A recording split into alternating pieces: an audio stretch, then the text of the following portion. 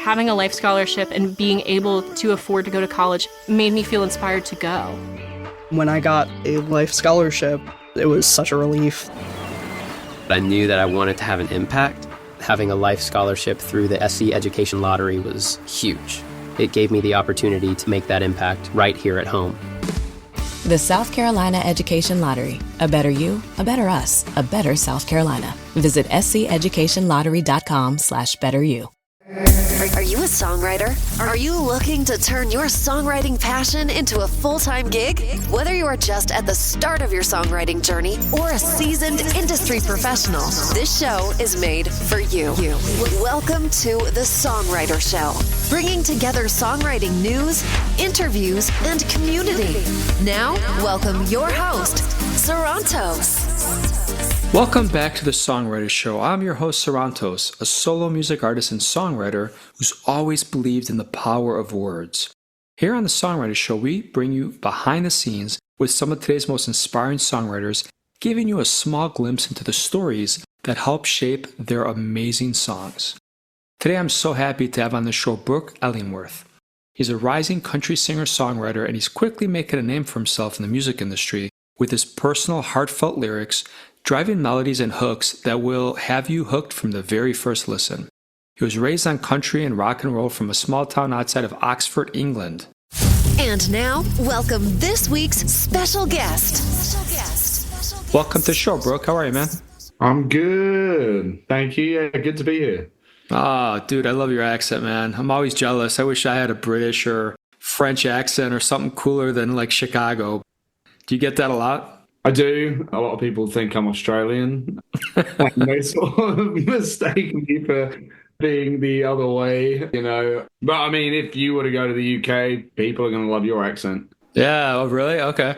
I'm trying hard not to say mate or something, because you're right. For a second, I thought you're Australian when you listen to the accent and the way you're talking. So that's cool. Well, us Brits do say mate as well, quite a lot. Yeah. All right. I'm sure it'll slip out here or there, but well, thank you for doing the show. You have kind of a cool sound, and I'm excited to talk to you. Yeah, thanks, man.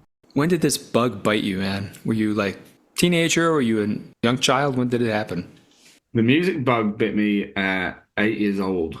I wanted to learn how to play keys, and then saw this local band play at this local blues and beers festival called Roquefest. And all of a sudden, I went from keys to guitar, and I was obsessed with guitar, and I have been ever since. And I started playing at bands at the age of 11, mainly rock stuff throughout everything. And then the country bug really bit me in 2018 when I came to Nashville for the first time. Are you still in Nashville, or do you fly back and forth? Or I fly back and forth. I'm currently in Nashville, out here pushing the album. We just launched it over here in town and did a launch show. And I'm very thankful for my PR company having me over at CRS for a few days. That's very cool, man. All right. So tell us about, how do you get started writing a song? Is it just you and your guitar? Usually there's a lyric or two, or the hook will come to me. And I could be anywhere. I could be driving, I could be in the gym, I could be in the shower, I could be on the toilet, wherever it is. How about all of the above? All of the above. All of the above. I could be absolutely anywhere. I could be buying my groceries, and if something pops into my head, I'll make a note of it on my notes app, or I voice memo a lot. Yeah. And then I end up with a catalog of voice memos that I don't even like name, and it's just got the like location address. So and then I'll just sort of flick through and see what bites. That's pretty cool. Do you have any famous musicians you admire? Yeah, there's quite a few. Off the top of my head, mainly songwriting-wise, recently would have been Kip Moore. And the Cadillac 3 have always been one. If someone was to ask me what my favorite country band was, it would probably be the Cadillac 3, because they've got all those rock roots in. They call their sound country fuzz. And their frontman, Jaron Johnson, is one of my favorite songwriters as well. Okay, cool. How often do you try to practice? Not enough. The honest answer, not enough. I feel I'm hoping that there's some other people out there that can relate to that. Yeah, there's songwriting's always coming first, then practicing. But I guess the more and more songs you write, I guess that can be classed as practice. They don't all sort of make it to be a song or to be heard. So a few times a week, but yeah, definitely not enough. I think it's one of those weird things where you're an indie songwriter and we all have kind of day jobs. Yeah. And you want to devote 24/7. And we do. I think we really do. But then these people that make it, they're like out partying, and it's just, there's always like a flip side to it, right?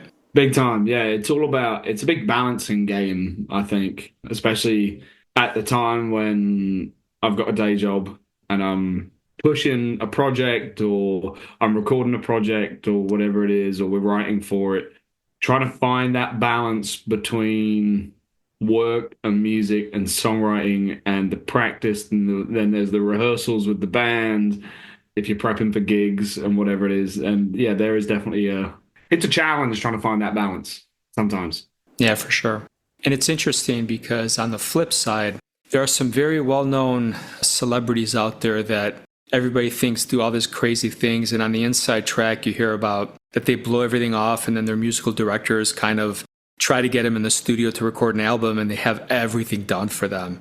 And it's, on the one hand, you're kind of jealous. On the other hand, it's just not your story, Like, I could never do that. Even if I made it, I can't imagine not being involved in my album and writing my songs myself. And yeah, it's just crazy to think that.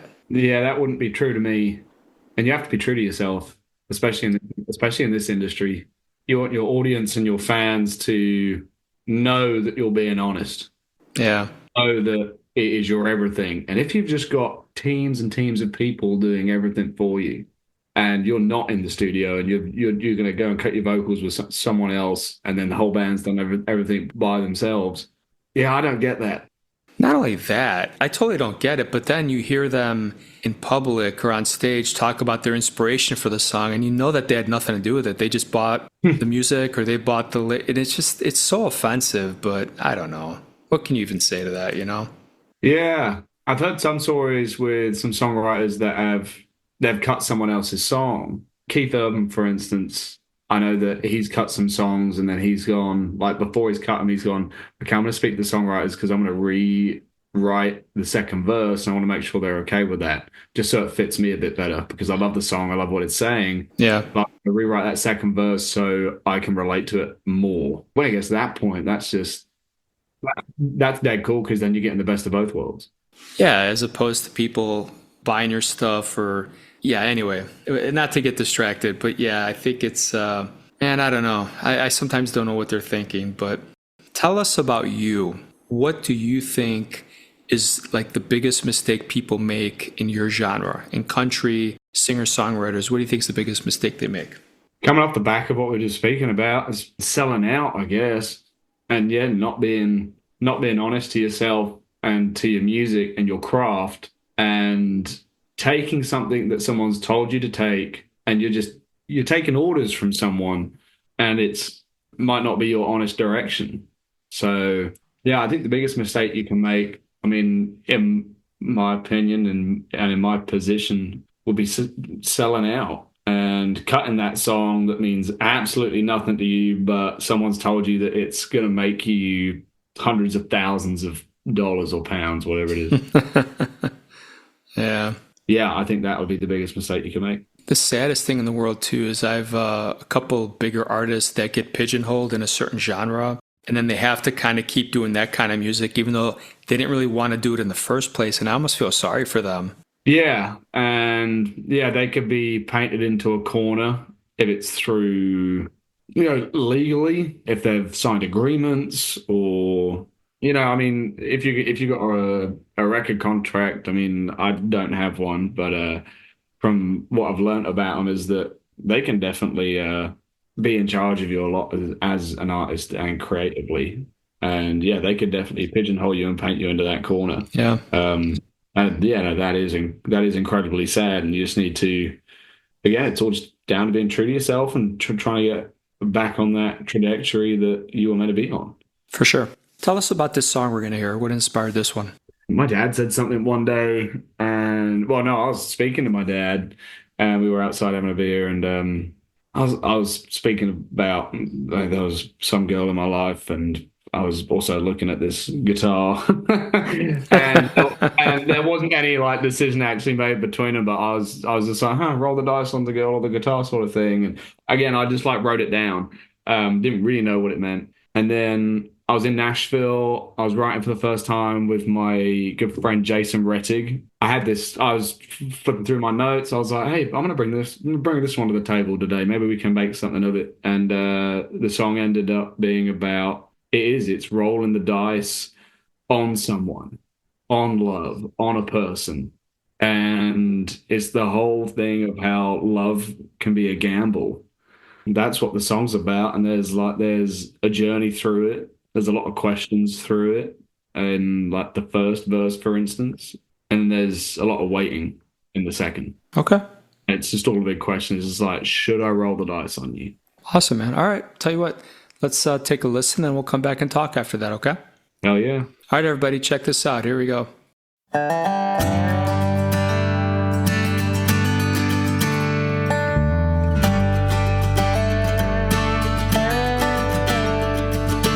I don't know what it is, but there's something about you. You're a little on the wild side, been hurt a time or two. And I know you don't know how this one ends. And I'm right here if you wanna go all in. Should I roll the dice on you? Or should I I got nothing left to lose. And I should walk away. I'm addicted to your game. My heart's on the table, it's too late. Should I roll the dice on you? And it's your turn to make the next move. I'm not going anywhere. Girl, I'm waiting on you. Could we be two of a kind? A perfect pair. If you wanna go all in, well, I'm right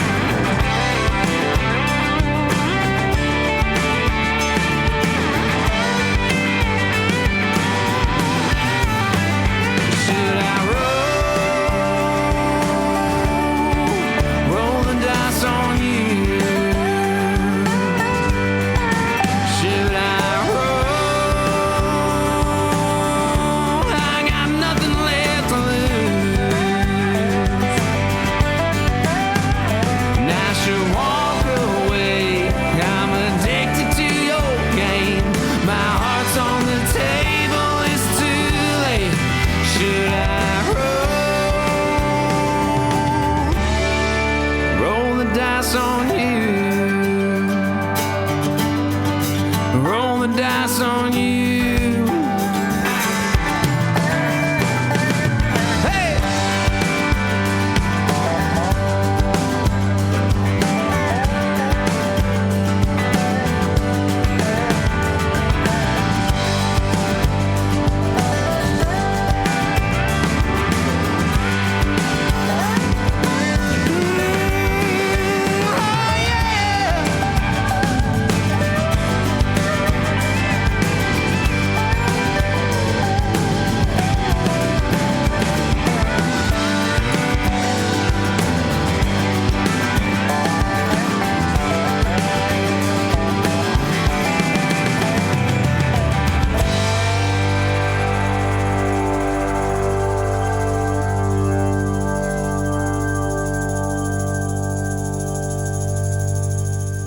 So, do the fans push you to do certain kind of songs, or do they influence you in any way, or is it just you and your team, or you and your love life? No, I wouldn't say that the fans have pushed me in any sort of direction. I feel like artists develop naturally anyway. And if you're, let's say you're playing a show, and let's say you got your set list down and you're certain on it, and there's like a lull in the set, and you can see that the crowd are just getting uninterested, or the energy's just dropped completely, and it's not in a good way. At those kind of stages, I feel like fans can have an impact on what you then play live. You could, like, you just turn to the band, be like, hey, let's drop this next song. Let's switch it out with this. We might not even play it. But no, I'm very true to myself with what I write and what I put out. And someone came up to me the other night and was just like, you didn't play this song. Like, this is your best song. And I was like, well, it's not. Yeah, to them it is. And I'm not going to play it. And that's just because, I just didn't want to, you know? So no, I'm very, I'm going to do what I want. And I'm going to put out what I think is going to work and what I love and what I'm passionate about. Yeah, I get it. I actually think it's really funny to hear famous people talk about they have a hit song and that's what everybody wants to hear. And then they're like, I'm so sick of playing it. I'm like, man, if I have a hit song or 2 or 10 of them, I'm going to play the shit out of that thing. I'm not going to get sick of it. I mean, if you get a hit, you could play your other 50 songs too, but I don't get it. I don't get how people complain about playing their hit. And I'm talking about like a number one hit, not like, you know, one fan thinks something's a great song. I agree with you there as well. Because you're just like, well, this song, that might be the song that made them, you know, and they're going to have royalties. And that song will be the one that pays the bills or buys the house or puts new tires on your cars. And yeah, I'm in the same boat as you. As I don't get how they can complain about it. To play it, I can see how you might get sick of it a bit, like the song. Like take Bon Jovi for instance, and "Living on a Prayer." Yeah, how many times have they sang that song? And God, I mean, there must be nights. There will definitely be nights where they're going to go, okay, we're playing "Living on a Prayer" again. And especially when artists have such a huge catalog, when they're further down the line in their career, and they could pick from hundreds of tracks. But then there are always those fan favorites that you have to throw in. And if you really think about it, right, unless you're Taylor Swift or someone who, most people, you could have a bunch of hits, but really, how many number one hits did most people have? Even like super famous people like Katy Perry have had like, I don't know, 6 or 7 or 8. So yeah, like I said, I know you get sick of it, but I would play that thing. If that's what they want to hear, there's just no reason not to do that, no matter how sick of it you are. You can reinvent it. You can do acapellas. You can change up, but you can try to play around with it. Yeah, I mean, plus you play live because it's the feeling, it's the adrenaline that no drug can give you, and it's the way an audience just pushes all this energy out, and that's what you're getting. And when you're playing those huge songs that they've bought tickets to see, like if you've just dropped an album and you're doing an album tour, it's a brand new record. Yeah, people, there are still going to be fans that are going to buy those tickets that want to hear those 2 songs off your last record. Yeah, You know, and they'll spend hundreds of dollars or pounds on it, and that's what they want to hear. So then, I mean, you owe it to them. You owe it to the fans, because if it wasn't for them, you wouldn't be where you are. For sure. How do you get people to take you seriously as a songwriter? Oh, whoa, wow. Okay. I'm very careful about the songs I put out, I guess. Man, how do I get people to take me seriously? Some days I feel like I'm still trying to figure it out, but Bubba Wallace here from 2311 Racing. Funny thing about being fast, you end up waiting a lot. First to show up, first in line, then just waiting. Me, I rev up Chumba Casino. With over 200 social casino games, no slow lanes here. Why sit around when you can spin? I'm already racing. Your turn. Play for free at ChumbaCasino.com. Let's Chumba.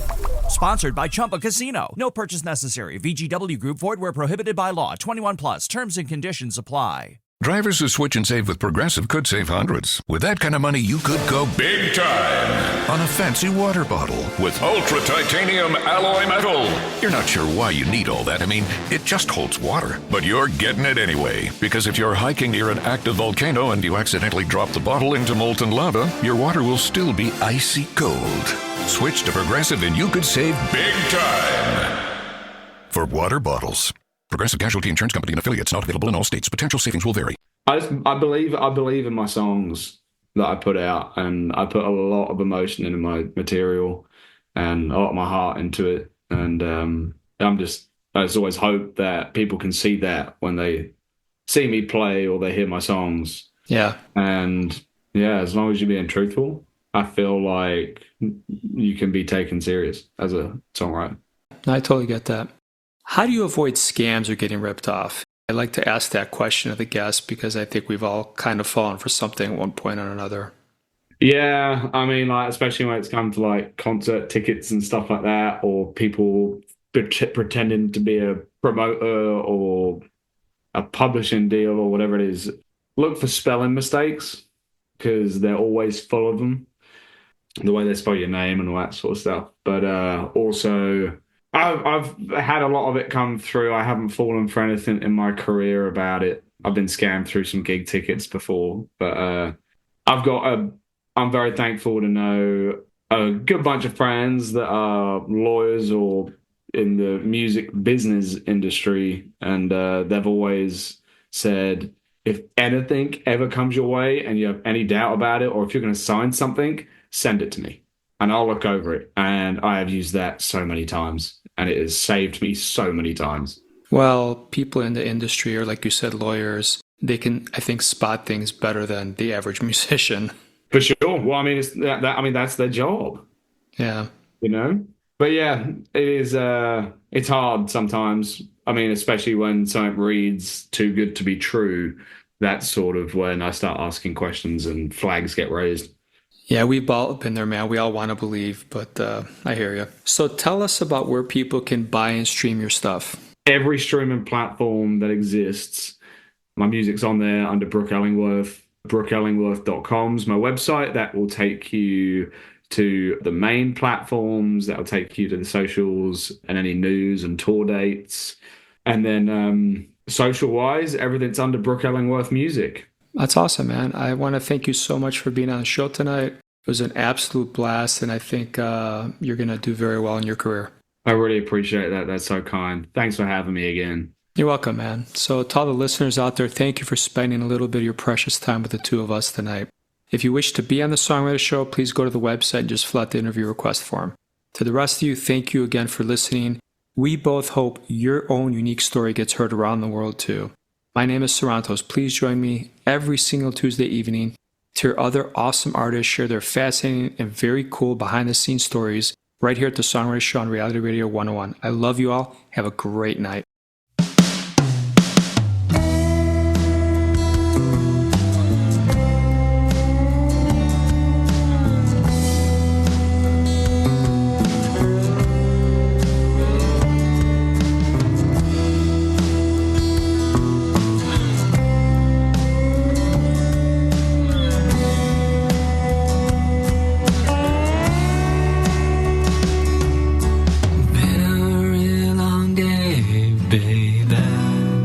I really missed you.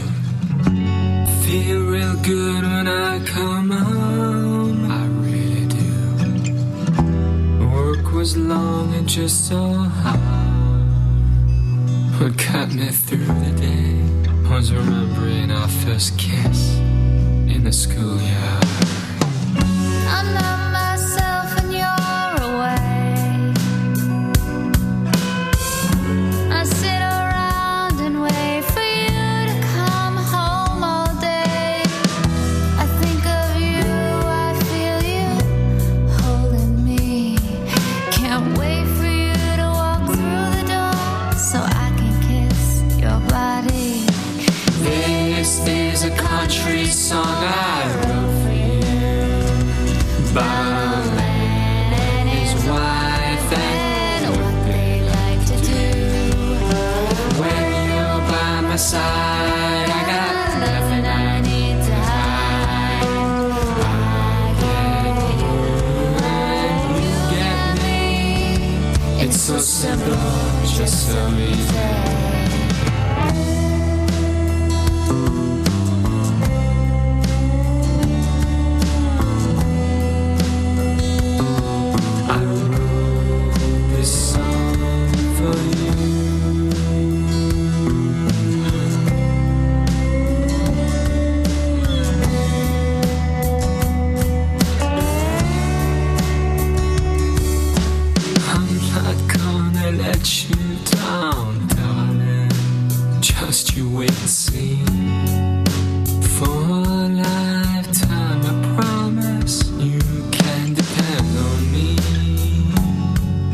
Life's about loving you.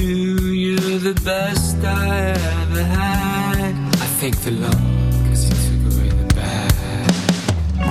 Sitting by the fire, getting cozy, my sweet. I'm so grateful for what you're giving me. A little house on the edge of town, and a white fence going all the way around. This is a country song I wrote for you. About a man and his wife and what they like to do. When you're by my side, I got nothing I need to hide. I get you and you get me. You always make me feel like such a helpless fool. Don't you know your heart will always tell on you? You just can't hide, not even deep inside. The fact I'm yours and you are mine. You are mine. You are mine.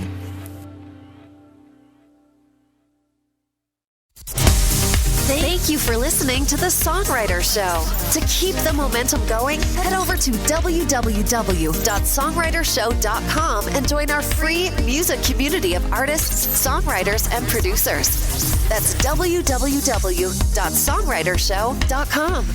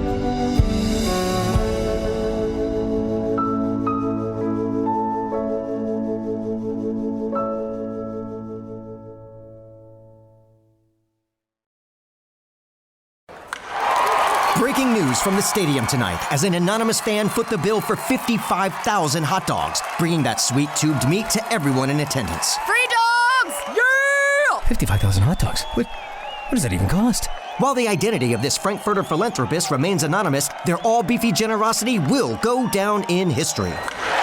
The new Mega Millions. More to win means more to give. How you spend it is up to you. Yeah! For game odds and details, visit SCEducationLottery.com. Riley Herbst from 2311 Racing here, and you know what grinds my gears? Waiting for coffee. But instead of counting frappes and lattes, I fire up Chumba Casino. No apps, no fuss, just fun social casino games to pass the time. By the time my coffee's ready, Order for Riley. I've already taken a few victory laps. Next time you're stuck waiting, make it entertaining. Play for free at ChumbaCasino.com. Let's Chumba. Sponsored by Chumba Casino. No purchase necessary. VGW Group. Void where prohibited by law. 21 plus. Terms and conditions apply.